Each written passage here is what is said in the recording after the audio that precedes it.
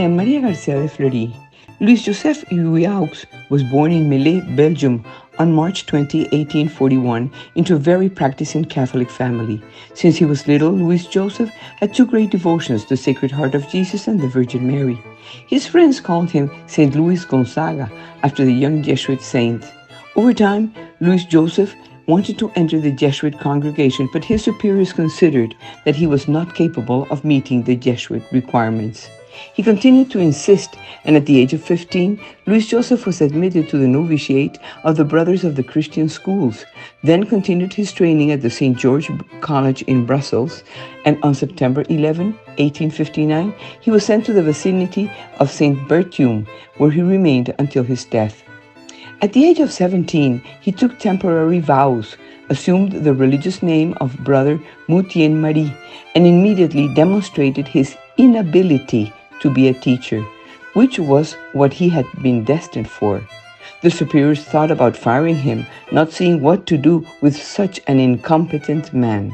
One of the teachers, however, was moved by his anguish at the prospect of being fired. He convinced those responsible to stay with him, limiting him to tasks consistent with his lack of talent. He could not teach academic subjects, but he could supervise studies. They told him to study music, and he accepted the challenge.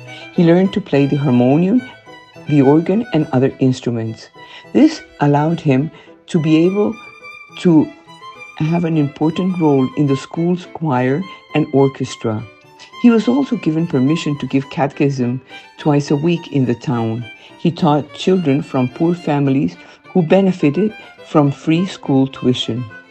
What most caught the attention of his superiors was his total obedience to their orders, even when they were not what he expected. Louis Joseph wrote in his diary, "I asked the Blessed Virgin Mary to accompany me always and everywhere, to always be at my side. She granted me this grace." Mutien Marie felt that he had free time since he was not teaching, so he dedicated himself to prayer.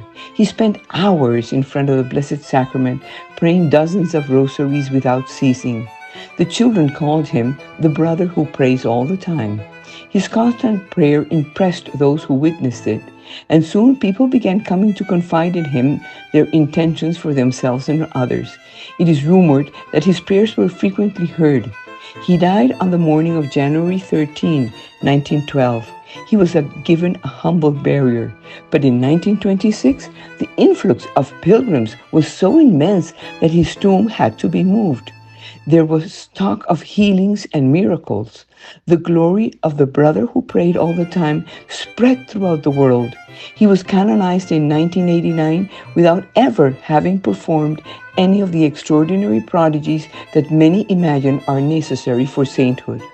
That young man, who did not seem good for anything, and the brothers of the Christian schools did not know what to do with him, was a man who prayed and had the Virgin Mary as his intercessor, and always the fidelity to God, even in the smallest